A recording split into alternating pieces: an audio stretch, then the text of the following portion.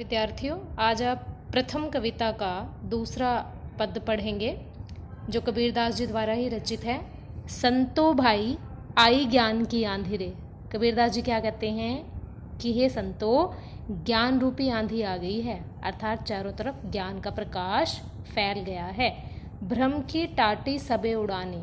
और भ्रम क्या होता है? संदेह। टाटी घास फूस से बना हुआ छप्पर आप कह सकते हैं। उड़ानी उड़ गया है, समाप्त हो गया है। हे भाई, हे संतो, ज्ञान रूपी आंधी आ गई है और इस ज्ञान रूपी आंधी ने भ्रम रूपी छप्पर से बनी हुई जो छत थी उसको उड़ा दिया है। अर्थात मनुष्य के जो सारे संदेह हैं वो समाप्त हो गए हैं। माया रही ना बांधी। और माया भी जो है वो भी भ्रम को बांध कर नहीं रख सकी, अर्थात माया और भ्रम दोनों ही समाप्त हो गए हैं। हिते चित्त की द्वै थूनी गिरानी। कबीरदास जी क्या कहते हैं?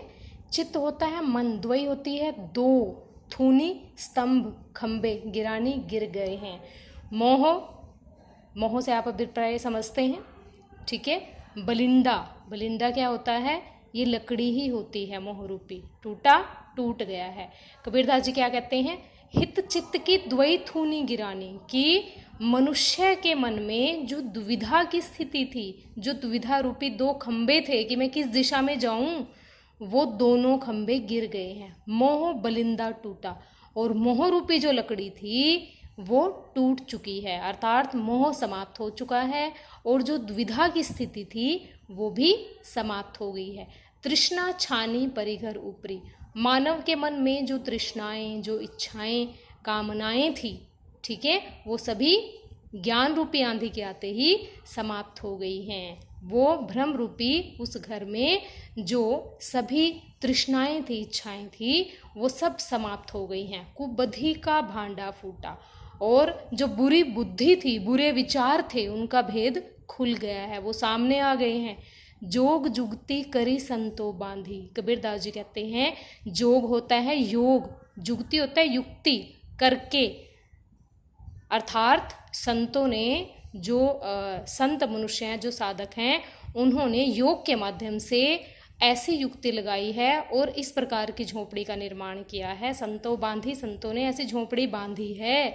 निर्चु चुए ना पानी। निर्चु बिल्कुल भी, चुए टपकता, न मतलब नहीं, पानी पानी, अर्थात जिस झोपड़ी से पानी बिल्कुल भी नहीं टपकता। कूड़ कपट काया का निक्स्या, हरि की गति जब जानी। कबीरदास जी कहते हैं कि जब मनुष्य को ईश्वर की गति, ईश्वर की सच्चाई का पता लगता है, ईश्वर का साक्षात्कार होता है, तब उसके हृदय में, उसके शरीर में जो धोखे रूपी गंदगी है, कूड़ा है, वो निकल जाता है। अर्थात ईश्वर का साक्षात्कार होते ही जो गंदे विचारों रूपी कूड़ा है वो निकल जाता है मनुष्य के शरीर से। आंधी पीछे जो जल बूठा, प्रेम हरि जन भीना।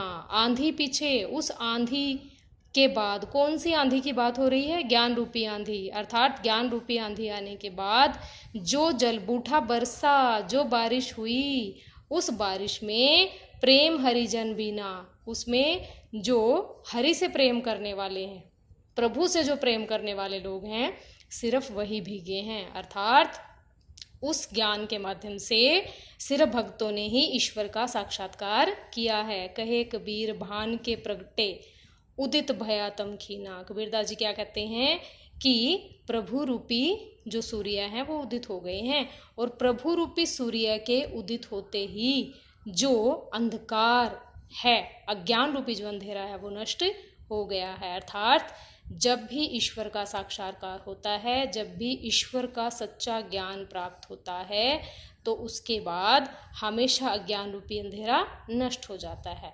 भावार्थ, भाव यह है कि ईश्वर का ज्ञान प्राप्त होने पर सभी प्रकार के संशय और भ्रम समाप्त हो जाते हैं। काव्य सौंदर्य, भाषा सहज और सरल है, शब्द चयन सर्वथा अनुकूल है, रूपक एवं अनुप्रास अलंकारों का प्रयोग है। धन्यवाद।